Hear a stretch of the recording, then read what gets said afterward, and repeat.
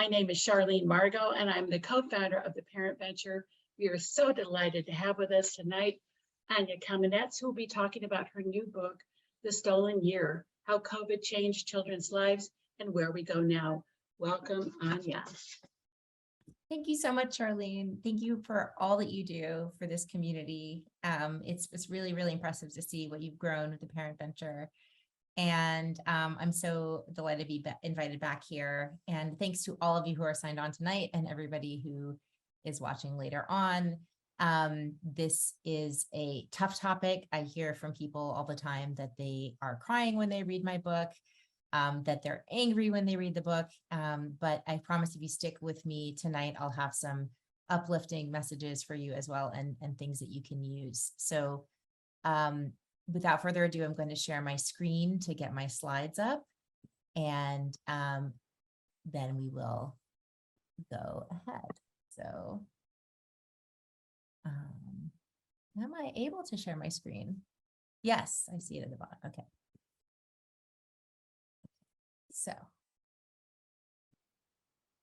So when the pandemic got underway in March of 2020, when schools shut down all over the country and all over the world, I was here in my home office in Brooklyn with my two little girls, my husband. We both had full-time jobs. I was covering education for National Public Radio. And I knew that school closures were going to be a really big deal all over the world because of what research had told us about other times that schools had closed, for earthquakes, for other pandemics, for epidemics, and for civil wars.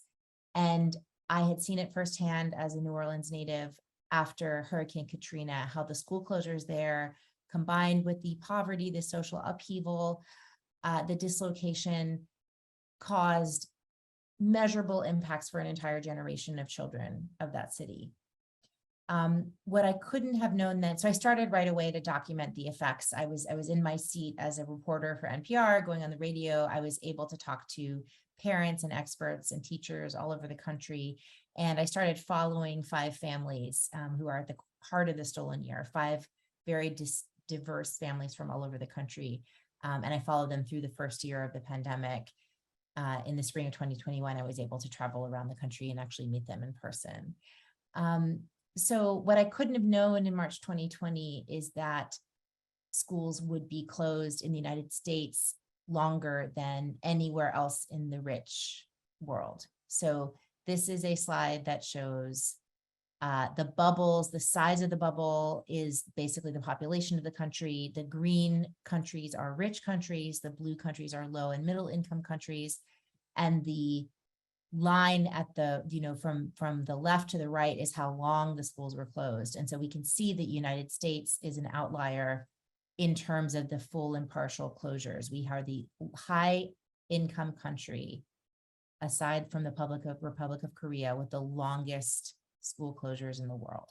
And there are many different reasons for this. There was a unique combination of political factors, as well as our terrible track record of controlling the pandemic itself, which led to so much illness and so many deaths. But school closures, of course, didn't occur in a vacuum. They occurred in a context of social dislocation, of unemployment crisis for many families, and they brought with them, as well as a collapse of the childcare system, the childcare industry, which still has not recovered. There's still much less employment and childcare deserts that have multiplied all over the country. So this was a real perfect storm.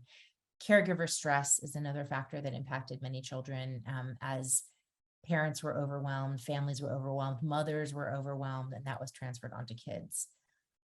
So that's really the nutshell of the story that I'm telling. And, we knew based on research that the impact of school closures would last longer, many times, multiple times of the actual closures themselves. And we knew that they would fall most intensively on the most marginalized of all types, whether you're talking about racial, ethnic groups, or kids with disabilities, or kids with mental health issues. And that's exactly what we found. So where we are right now, we have health outgrowths from the pandemic, backsliding not only on COVID vaccinations, but on all childhood vaccinations, with children not going to the doctor during the pandemic, We have a declaration of a national emergency in the United States in child and adolescent mental health, which these practitioners say is inextricably tied to the stress brought on by COVID-19, as well as they mentioned the ongoing struggle for racial justice, and of course, the upheaval, especially of June 2020. We also have, of course, an academic crisis. This is the national report card, and this is their own website. Did you know the 2022 trend results for 9-year-olds showed the first ever declines in mathematics and the largest drop in reading achievement since the 1980s.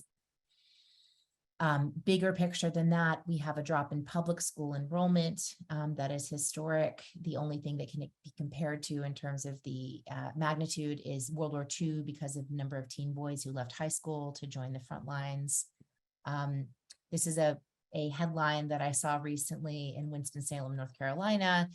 Just happened to snap a picture of it. Of course, in English, it says, looking for the children that didn't return to class. And the article talks about in this fall, the fall of 2022, 1,000 children missing in that small school system. And this is a national problem. We have kids who are not showing up to school, kids that are chronically absent. They have no hope of recovering their learning if they're not showing up to school. Community college enrollment, another place our kids are not showing up is in college. And this is a historic drop. It's also a drop that is not being seen in many of our peer countries because it's a symptom of there's been a labor shortage. So there are many jobs that students can get in the short term that pay more and are more attractive than maybe going to community college. But we also see a lot of kids that were knocked off of their academic tracks during the pandemic and are not going to college because of this. So of course, this leads us to the question of what do we do now? These are the impacts that we're feeling. This is what happened. When I think about where we are right now, I really do think about the social and emotional crossroads that we might be at, and to acknowledge that the people who are listening today might be in very different places. But one framework that I found really interesting, it's a metaphor, okay, that I'm applying from a different context, but it is the metaphor of restraint collapse. So anybody that's familiar with having a kid in school or in preschool knows about the phenomenon of a child that is holding it together, a perfect angel all day long, and then they walk through your door, and once they're in a safe place, they completely melt down, right? That is when they're acting out. That is when their emotions get really messy because they cannot keep it together anymore. And what I want to posit is at this moment, fall of 2022, is when you and the children in your orbit may be experiencing some form of this, that we got through the tough times, we held up when we had to, and now is when people are really acting out.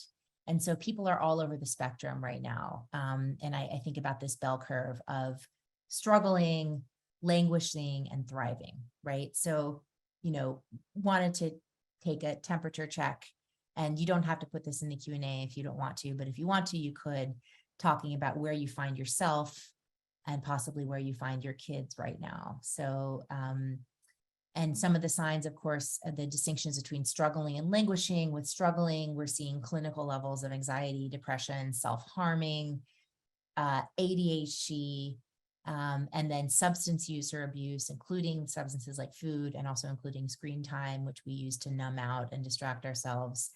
Moral injury and vicarious trauma are both occupational hazards, as is burnout. They're occupational hazards of caregiving, of educating. They can be occupational hazards of parenting as well. And they have to do with, burnout is really a byproduct of social isolation as well as exhaustion and really not feeling like you have too much more fuel to add to the fire. Vicarious trauma is the very real impact of seeing people around you doing so badly and having such a hard time and transferring that empathically onto yourself, whether you work in a caring profession, a service profession like education. Many of us have experienced vicarious trauma also in our friends and family networks, and that is very real. And moral injury is when you're part of a system that is failing to respond adequately to an imperative of some kind. You're trying to stop pain, you're trying to do your job, you're trying to help someone, and the system makes it impossible. And that is the feeling that we have that really contributes to burnout. So these are all aspects of potentially of struggling at this point in the pandemic.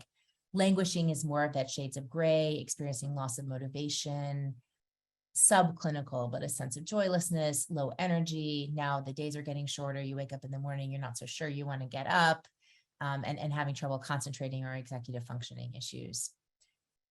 I also want to acknowledge that there are people who right now who are really thriving, who are so happy to be back and be able to do the things that they were missing, who are experiencing those healthy habits, enjoying strong relationships, a sense of purpose, who are getting things done and feeling a sense of focus and joy. So let's make space for that brightness as well. That is all possible as far as where we are right now. And so thinking about this moment in time, of course, naturally leads us to think about what's next. In fact, part of our process of resilience and recovery is the ability to focus on the future. And when we think about what's next, I really want to emphasize and underline this idea, and it goes with the concept of vicarious trauma, that we can't ensure our children's well-being, whether as educators or as parents, unless we put our own oxygen masks on first. So cultivating resilience for ourselves, cultivating self-care, making sure that we're okay. And a really poignant example of this is, sorry, I'm going to go back, a couple of months ago in May, I was in Ukraine, and I was reporting for National Public Radio, and I was in a refugee center, and I sat down with the psychologist at the refugee center who takes in and helps the children who are coming through, and they have women and children coming through. At that point, it was 1,000 a day. And I said, what do you hear the most, from people that come in? And she said, the mothers always ask me about how their children are doing. The children are having nightmares. The children are mute. The children are bedwetting. And I always tell them, you can't help your child unless you yourself are doing okay. So you need to get help for yourself first. So in terms of where we are and where we're going next in the pandemic, as we start this recovery process or continue this recovery process, let's take a moment and think about that.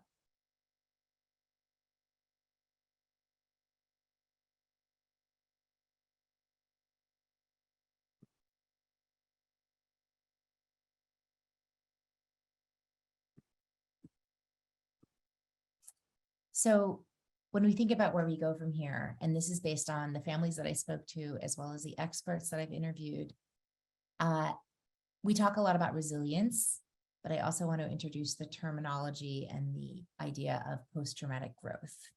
So, there's so many different kinds of recovery that we want our kids to be able to go through right now. We want them to have extra learning time.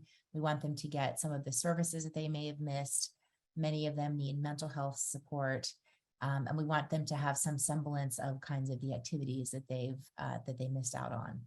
And the concept of resilience can be very helpful here, but I also want to include the possibility of post-traumatic growth. So resilience is really like bouncing right back.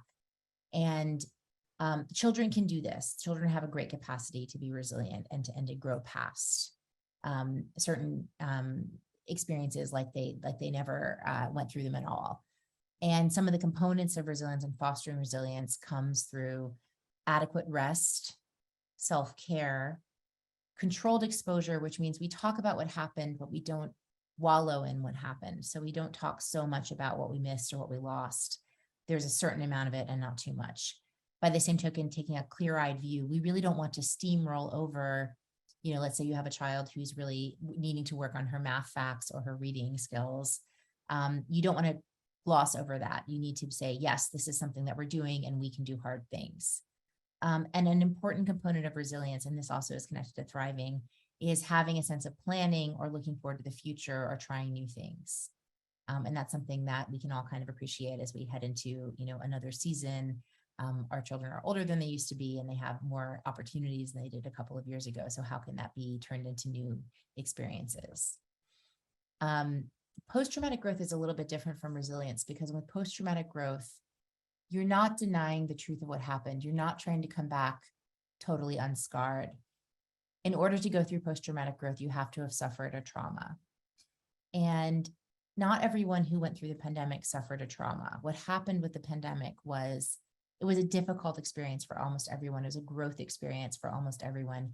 And then some of us really were hurt and were harmed. They lost loved ones. They may have been living without adequate food or with unemployment.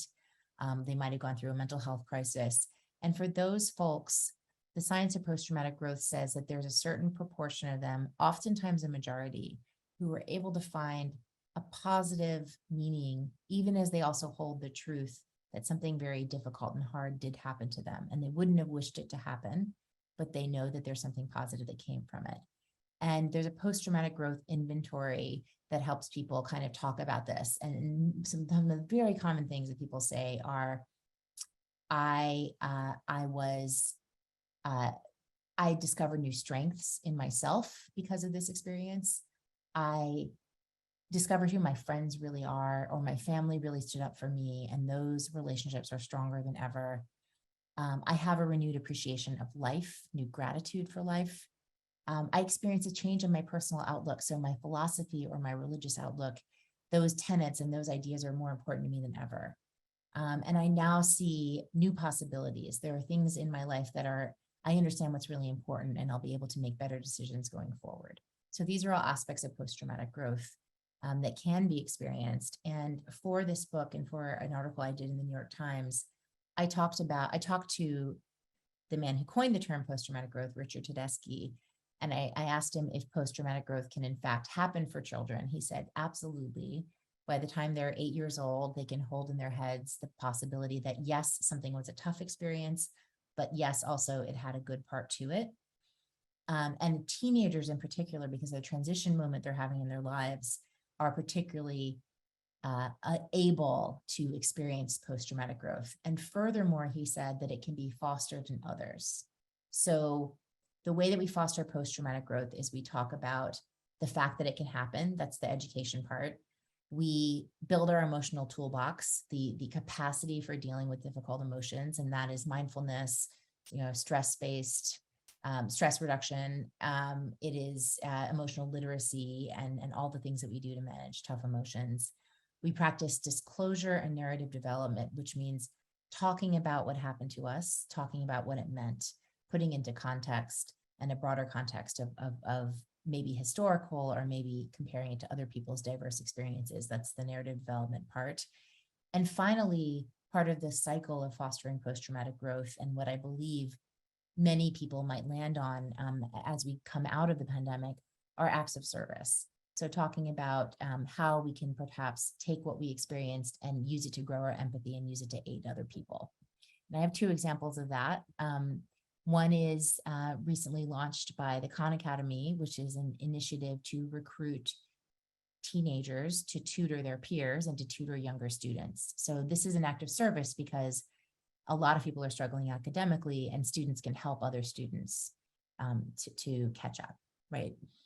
A second example, which I find really interesting and I'm learning more about, is the idea of mental health first aid. So this is a training that can be done, a day-long training for teens, which will then empower and equip them to be a sort of first responder if somebody in their life is in crisis, giving them the literacy and the skills to be that safe person to talk to give that warm referral to someone who's a service provider if somebody that they know is in need of help. And I find that to be so useful, and potentially research suggests maybe even a life-saving intervention, and something that puts our teens in the power seat. Because what I'm worried about right now as we declare and talk about a youth mental health crisis is that we're going to be putting our teens in the role of victims and in the role of weak ones. And what we really want to be able to do is empower them and say, you know what, I think it's really great that you're talking about mental health. We're removing a stigma.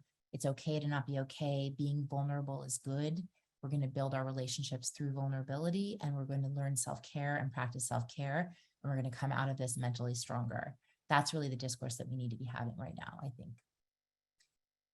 So, schools are a place that our kids can experience post-traumatic growth, as well as resilience, and experience their own resilience through their relationships, through discovering new possibilities, and through working hard to overcome whatever they may have missed. And so it's worth kind of thinking through a little bit of what post-pandemic education might look like and what we might be asking for from our schools as we go into this long recovery process. So one thing that we might be asking is who saw benefits during the time of remote learning? And from my reporting, I found that there certainly were students with certain disabilities, students with some mental health diagnoses, including anxiety, some students with emerging or different gender identities, as well as some educators who had home responsibilities. And they all saw some benefits with remote. And this is really talking about how do we make the school environment more accommodating of people with different needs and more flexible if people don't always want to, if they don't always find the classroom environment comfortable, can we make it more comfortable for them? Another change that we're seeing in the education landscape going forward is there's more interest in trade and certificate programs, correspondingly less than in 2 or 4 year college. Now, the downturn in college admissions, and particularly in community colleges, I think is a warning sign. But when it comes to individuals, we've been having this conversation for 20 years that 4 year college is not the destination for absolutely everyone. There are many, many great jobs that can come out of a training or a certificate program or a trade. And so destigmatizing that and lifting up that as a life path is absolutely a good idea, I think, for especially for young people that feel that academically they're not going to get onto a college track after a couple of years of low attendance or missed attendance. We're also seeing an interesting development in that a very large proportion of the USA's colleges and universities have dropped their ACT and SAT requirements altogether. Now, I wrote a book about standardized testing. I think it's important to understand that they are not the be all and end all, and there are many other ways to judge merit. And removing that as a barrier is something that could potentially open the door to more students who want to get a degree who don't necessarily see testing as their strong suit. I also want to mention a little bit about what research is showing about the schools that were prepared and the districts that were prepared to meet the pandemic. And there's a review from nextgenlearning.org of 70 self-identified successful schools and districts.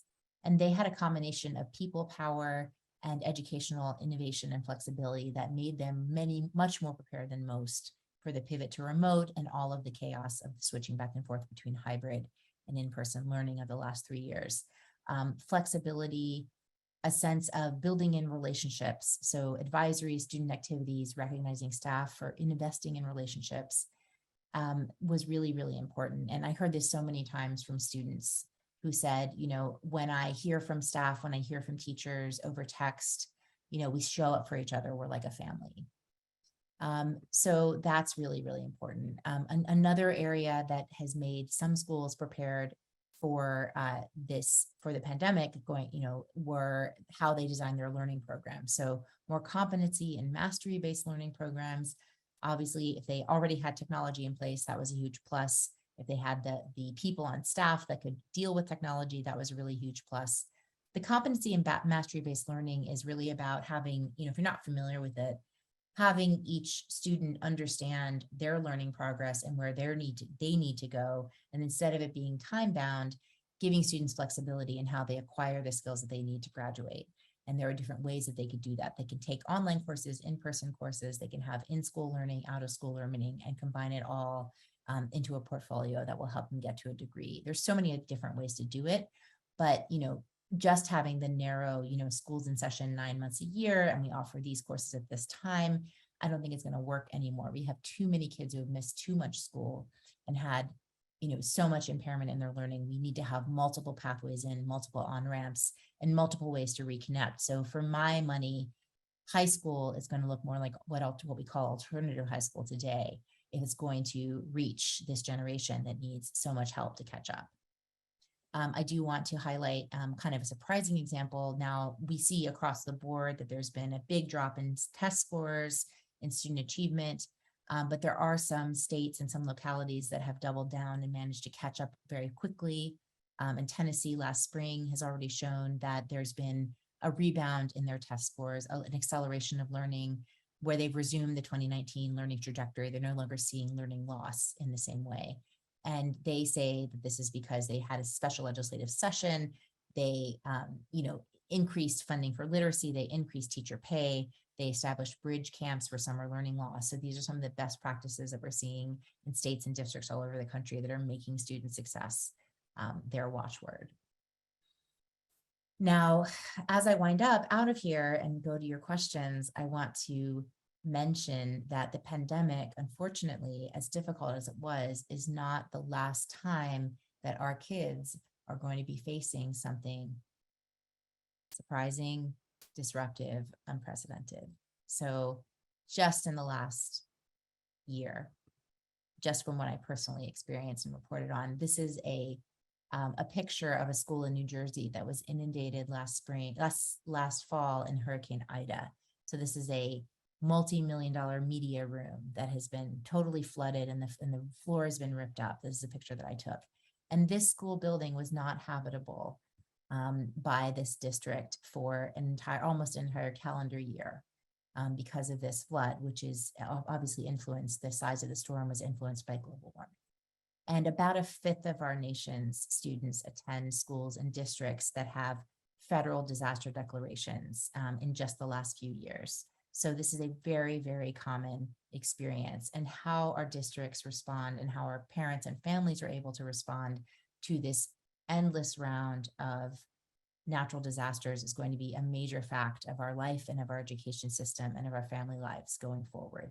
And the disruptions of the COVID pandemic, I think, are going to serve as a bit of a model for how we respond and what the strengths and what the shortcomings are of our family models, of our government, and of our whole of society, of how we help keep students and help keep young people on track even when the worst occurs. Another example of this is perhaps even more dramatic. This is, again, I mentioned I was in Ukraine in May, and this is a picture of a school that was attacked by a Russian army. This is a student and teacher, the very young teacher, she's on the right, and the student is a high school senior.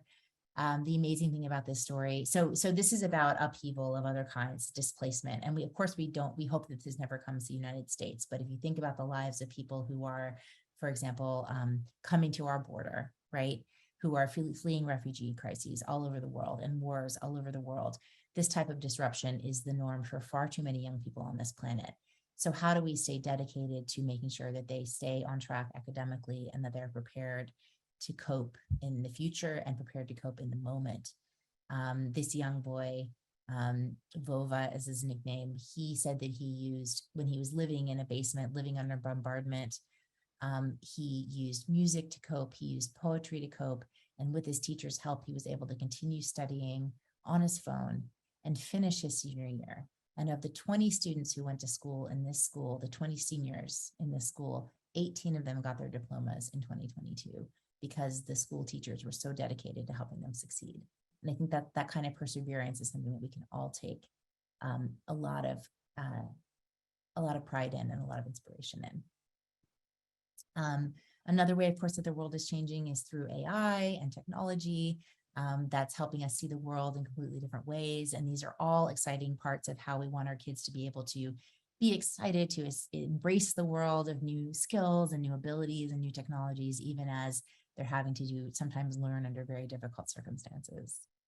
And so the question that I want to leave you with is what we take from the pandemic. Obviously, this has been a very hard time for children and for families. It's shown a lot of fault lines, a lot of problems in our infrastructure, in how we don't help families and that we don't give the resources that families need. But what it's also shown us is the needs, right? And the capacities, the aspects of post-traumatic growth and the aspects of resilience that we're learning the importance of are exactly the qualities that are going to serve our children the most in the years to come. And so that's really the idea that I want to leave you with, and I'm ready to go now to the Q&A.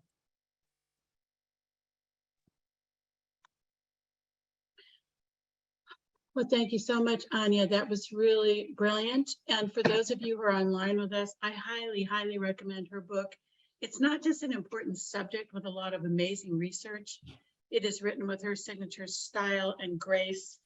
It's an easy read, but a rich read. So I really recommend it. Thank you, Anya. So I guess my first question to you is, obviously we knew that the pandemic, something was coming down the pike, but how did you know that you wanted to write this book at this time? Why did you feel compelled to write it? I felt compelled to write it for really simple reasons. It's because I could see what was happening. And I saw that children weren't being talked about or written about front and center in the way that I felt that they should be. I knew because I had reported on New Orleans after Katrina and on the fate of the children there. I actually, when I was the year after Katrina, I actually volunteered in a one-room schoolhouse that was set up on a volunteer basis by my friend's mother, who was a school teacher. And it was on the campus of Loyola University. And it was set up, for the kids that were in town. Their parents were rebuilding their houses and they needed a place to go, and all the schools were closed. And so we would, we do kind of whatever we could. And it was mostly social emotional recovery. Kids are drawing pictures and writing stories of what had happened and their storm experiences. So yeah, I mean, I knew it was going to be a big deal. I knew it was going to be historic. And I had I was in the place where I could call up people all over the country. And so that's what I did. That is amazing. And, I loved at the end, you talk about the families that you followed, that you really didn't get to meet them in person for more than a year? Yeah, it was April and May and June of 2021 that I went around the country and met Jeannie in Oklahoma, Patricia in DC, Dara in New York, who was my neighbor basically in Brooklyn, Heather in St. Louis, and finally Maya, and also the Spanish speaking families in California. It was just a wonderful story. I just loved how you personalized it with those families and children. So in the book, you note that the pandemic did have some positive aspects or silver linings, more family time. Some kids liked distance learning better. Do you think that we can keep some of those positive changes? I think that we can, and I hope that we do. I know that it's going to be dependent a lot on what schools feel like they have the capacity to do. And so one of the difficulties I see that schools are running into is that they want to expand their services and their offerings, but teachers are tapped out. So sometimes they're having trouble hiring teachers for tutoring or after school programs. And schools have been hiring staff. So there's staff shortages because there's a lot of jobs posted, but there's also more people working in schools than there were before the pandemic.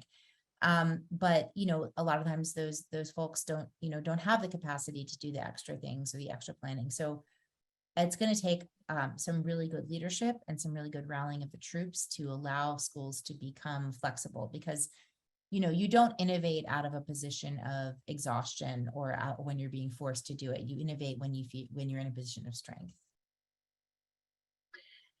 I like to tell parents that I founded this program because we love kids, but we are educating and giving strategies and skills to parents.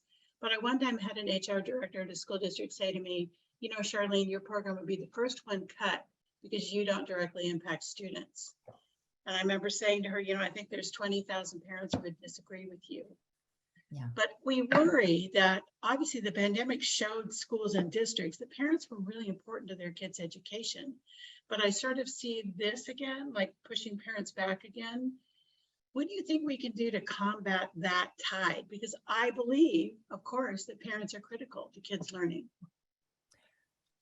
I think it's really tricky. I think what you're describing is really tricky because, and I always think about this in terms of the classic kind of, there's exit, voice, and loyalty, right? So if a parent has a problem with a kid's school, they can try to stuff it down and just say, look, this is a school that we chose and we're going to follow what they say. They can complain, which is voice, or they can leave. Mm-hmm. And what we've seen during the pandemic is a lot of parents have left. Mm-hmm. They have left. There are kids that have drifted out of school, which we're really concerned about, but there's also parents that have chosen charter and private and homeschooling. And so some of the parents who might have been the most powerful in changing the public schools have instead chosen, understandably so, that they're going to take another tactic because their kids' education is short and they don't want to waste that time. For the parents that are sticking it out, I think that there's definitely a chance to, there's a hope that there will be able to be more listening. And I think that the schools that have discovered the power of leveraging parent voice maybe can be the allies in that. So we do hear from school leaders who are able to successfully leverage parent voice. And it's part of an all hands on deck approach to learning. So I'm seeing schools start to invite parents in new ways, in different ways. I'm also seeing parents demanding that. And so that's a delicate kind of push and pull. But remembering that we all have ultimately the same goal in mind, which is our kids' success. Hopefully we can get there. Right. I mean, when the school board meeting switched to Zoom, it was incredible to see hundreds of parents, right, online. Yeah. I don't think that they're all still there, but it was kind of an amazing moment of power, I think. Yes, All right, absolutely. Anya, here's like the $1,000,000 question. What Mhm. do you think schools should have done differently? So there's 13,000 school districts, and they did do a lot of things differently, right? Um, it really shouldn't be all narrowed down to the decision to open schools or close schools. I think that is an oversimplification for sure. However, there were a lot of things in our society that colluded to produce an outcome that was obviously not optimal for American children. So, in order for schools to open, they needed to have the confidence and trust of the teachers and the parents. And they needed to know that the local governments and the state and the federal governments were on the same page as far as what was going to be done for safety. And what also happened in rich country peers, so in our European neighbors that all opened their schools in the fall of 2020, they had an understanding that they were going to put kids ahead of other groups. So when they had to close again, they had multiple waves of COVID all over Europe, just like what they did here. But when cases got high in the winter of 2020, they closed the bars and the restaurants so they could keep the schools open. So I don't ask necessarily what the schools could have done differently, but I ask what could our state and local governments could have done differently? And my answer to that is we could have prioritized kids, and we could have said very clearly, we're going to do what it takes. We're going to find the resources here to keep our schools open safely because they are an essential service for our kids. Can you talk just briefly, for those of you who have not read your book, about why you call it the stolen year instead of the lost year? That you talk a lot about how schools were, in many ways, a safety net. We didn't even realize food, heat, shelter. Yeah, absolutely. So my choice to call it the stolen year was out of a desire to put the onus and the impetus back on the grownups. Because when we say lost, or we say learning loss, or we say gaps, so many times it gets transferred into a deficit model where we're talking about what our kids are missing, and that becomes about our kids being less than. And we don't want to do that. This isn't about our kids being less than. This is about something that we as adults fail to give them. That's why I call it the stolen year. When we talk about what schools provide, most people probably know this at some level, but our schools food program is the second largest federal food program in the country. And when it switched over to giving out sandwiches in parking lots, it could not provide the same volume of meals as it did when it was serving hot meals to kids who were physically in the building. And so child hunger spiked in April and May 2020 to levels that researchers just literally had not seen. And there was a repetition of that problem across the board, where we see that also our public school buildings, no one should ever have to be afraid of their kid getting shot inside a building, and it should never happen. At the same time, statistically, schools are the safest places for kids to be. And so when schools closed, kids were in more physical danger. That's a fact. And particularly in the places where they're insecurely housed, or they have an unsafe adult.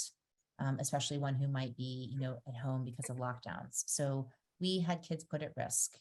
We also had kids who missed access to essential services that they're provided for free appropriate public education. We were 14% of kids with disabilities. So these are all aspects of what I talk about that kids got taken from them during the extended school closures. Well, that makes sense, Anya. So these are tough questions, parents, and I appreciate you asking them. I'll just say Anya is not a therapist. She is a very, very experienced education researcher and correspondent. But I'll let you have a whack at some of these, Anya, okay? Yeah, I appreciate that disclaimer. That's absolutely the case. I'll just say school refusal is something we have seen an uptick in, anecdotally, for sure. Big picture, we've kind of broken the school habit. And that's something that is very real for kids. I would, definitely defer to what your therapist is talking about. I think that,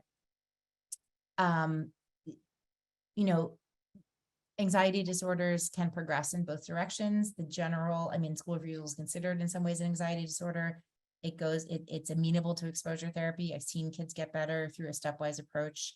I know that, your kid knows that you're with them, and, whether or not they miss school in 8th grade is not going to be the be all and end all. What's most important is they have your support and they feel supported in getting over this. And the most important thing they're going to learn this year is how to manage these feelings and what to do when they have tough feelings.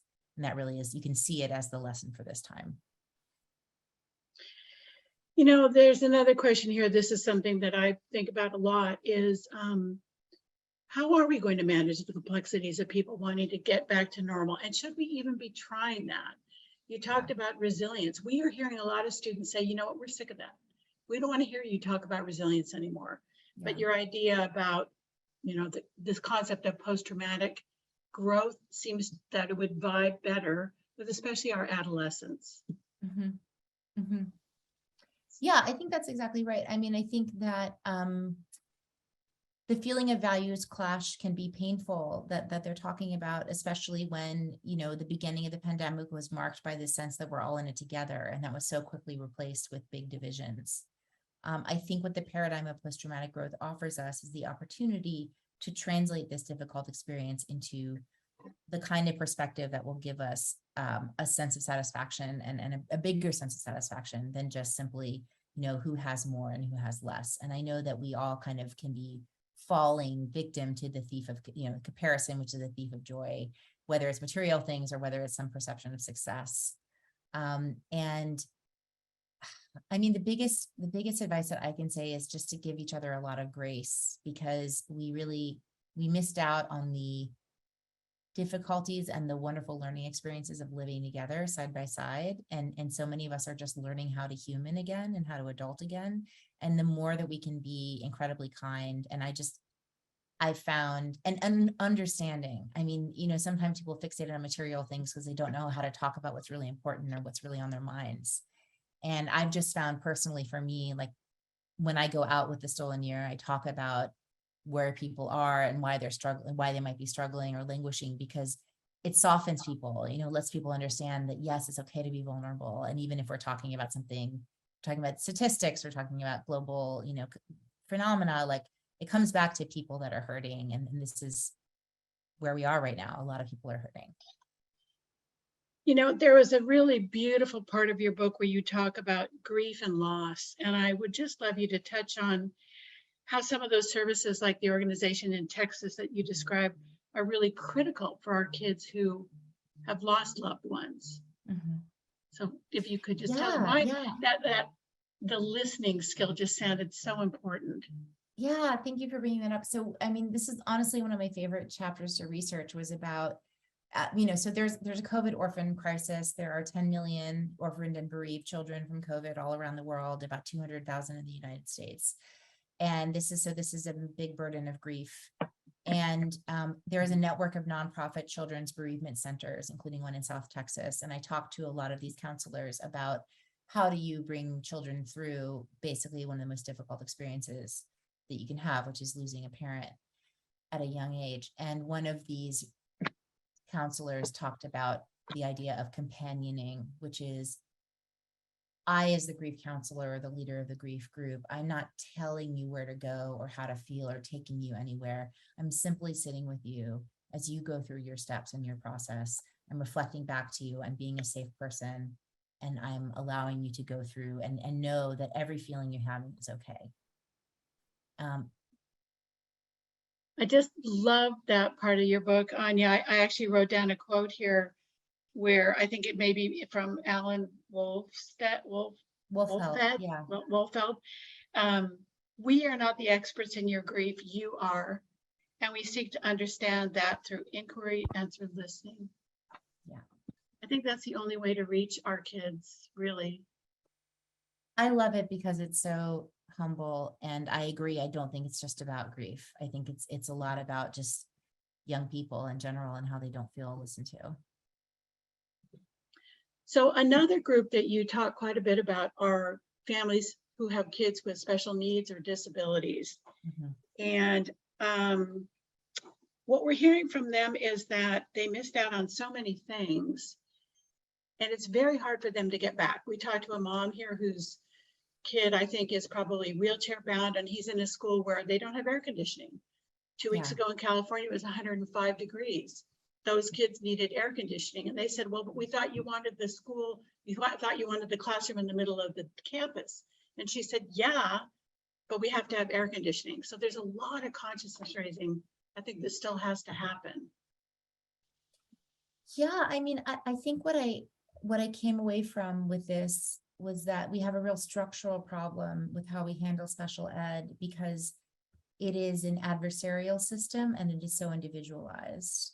I mean, it needs to be individualized because every kid has a specific plan that they need and a specific set of accommodations, but it's so adversarial. You have to fight for your kid to get diagnosed, to fight for them to get the assessments that they need. Then you have to fight for their plan to be written, and then you have to fight for their plan to be followed. And that can be a full-time job often for mothers. And it's something that they sacrifice their health, their marriages, and their jobs to.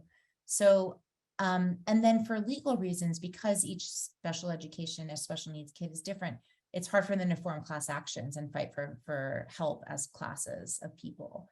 Although obviously there are Supreme Court cases that put our system in place as it is. But I mean, I just feel like ultimately what needs to happen is that we need to abandon this adversarial system in favor of one that grants every child the right affirmatively and as a matter of course to have their needs assessed and to have their needs met individually. That's what all kids need. It's not just special needs kids that deserve that. Exactly. And I think those parents would reaffirm that. Easier said than done, as you say. It's complicated. Oh, yeah. Anya, here's a nice sort of comment and question from Lucy McBride, MD. Hi, Lucy. She asks, what are some of the reasons adults in the US didn't prioritize kids, in your opinion, vis-a-vis school openings? Is it because they aren't unionized, fear, politics? We're still basically vilifying adults who advocated for school reopenings even now in 2022. You have any insights on that? Sure. Hi, Lucy. Thanks for this attendance. And I'm excited to talk to you tomorrow. So look, I mean, the answers take a book to answer, which is why I wrote a book. I think that we don't have the infrastructure in place to center children and prioritize children. We are missing those basic nuts and bolts. We don't have childcare, we don't have paid family leave, we don't have healthcare, and we don't have cash assistance for families that reduces child poverty. That's why we have such a high rate of child poverty. We also have this incredibly diverse cohort of children. Children, the most diverse Americans, the most low-income Americans, most likely to be have an immigrant living in the household with them. So they're marginalized doubly, triply in all these different ways. And so, it's almost like an overdetermined fact that they would be forgotten. And then we had such a unique level of political polarization and lack of social trust right at the time that the pandemic had hit. And it was just, almost a foregone conclusion that the question of how to respond to the pandemic would crack across class lines. So, I mean, the way that, or across, political lines, partisan lines, and that's exactly what ended up happening, because on the Republican side, you had a president with almost no credibility from the scientific establishment who was actively going against his own public health advisors and who was calling for schools to reopen, not based on evidence, based on ideology. That's just clear. Now, it might have turned out that it was the right thing to do, but it was very hard to spot that it was the right thing to do if you thought you were following public health and science, because those pronouncements were standing out against, a backdrop of saying that bleach was going to solve the pandemic, or that people should inject bleach or take hydrochlorine and all these other unfounded remedies. So that was very hard, I think, for people to understand properly. And at the same time, so there was almost a people that align themselves with believing in science overcorrected, I think, for the lack of credibility in the Republican establishment. So I think that's one really big aspect of it. The question of the vilification of people that called for school reopening, the way that it breaks down for me, I mean, the complication that I would place on that is that public schools mean very different things to different groups in our society. And they are not an equally shared resource. We have incredibly segregated public schools.